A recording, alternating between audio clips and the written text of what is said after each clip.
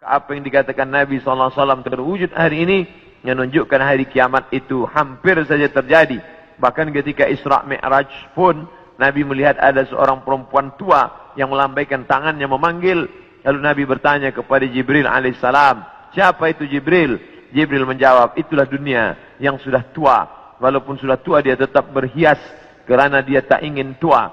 Duda zulzilatil ardu zilzalaha.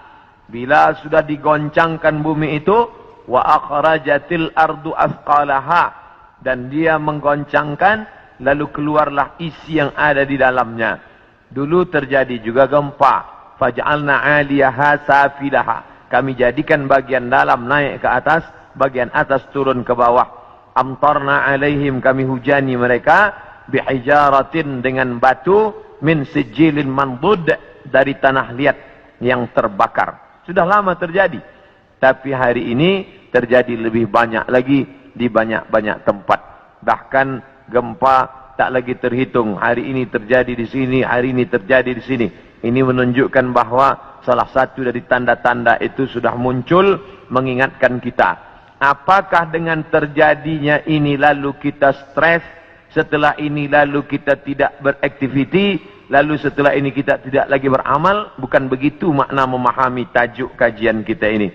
Dengan memahami tanda hari kiamat, bukan menyuruh kita berhenti bekerja, bukan menjadikan kita menjadi tidak bersemangat untuk mencari nafkah, malah judul tajuk kita siang ini membuat kita semakin bersemangat untuk beramal soleh, kerana kita akan tetap mati menghadap Allah, maka yang dibawa serta adalah amal-amal. Makanya dalam sebuah ungkapan, bukan hadis Nabi, i'mal lidunyaka, beramallah untuk duniamu, ka'annaka ta'ishu abada, seakan-akan kau hidup untuk selamanya. Wa amal li akhiratika, beramallah untuk akhiratmu, ka'annaka tamutu wada, seakan-akan kau mati besok. Maka siang ini kita salat zuhur pukul 1:30, maka seakan-akan inilah zuhur yang terakhir.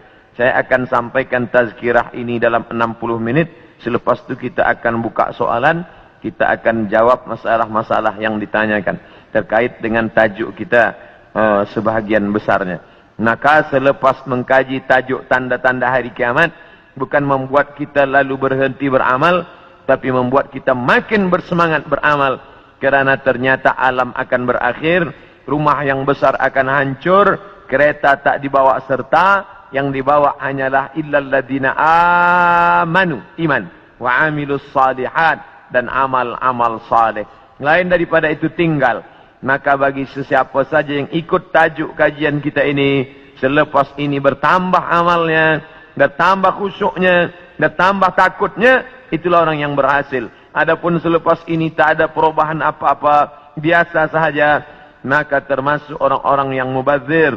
Innal mubazzirina kanu ikhwana syayatin. Orang yang mubazir adalah ikhwan, saudara-saudara syaitan. Mengapa begitu? Dia sudah mubazir waktu, dia sudah mubazir energi, dia tidak mendapatkan manfaat apa-apa. Padahal ayat-ayat yang kita baca, idza tuliyat 'alaihim ayatuhu, kalau dibacakan ayat-ayat Allah, zadathum imana, bertambahlah imannya.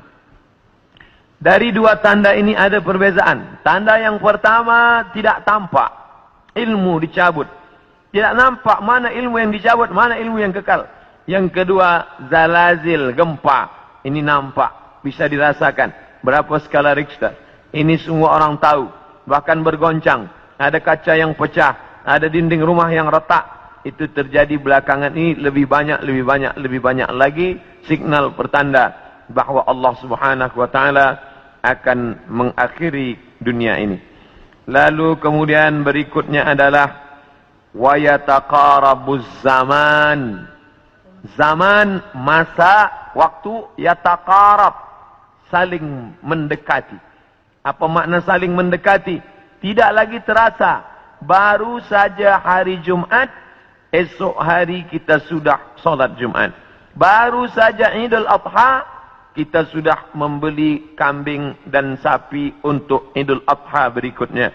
Baru saja lepas Idul Fitri, sudah bersiap-siap lagi hendak memasuki bulan Ramadan. Itu kita rasakan sekarang. Apakah sebenarnya waktu itu berkurang? Waktu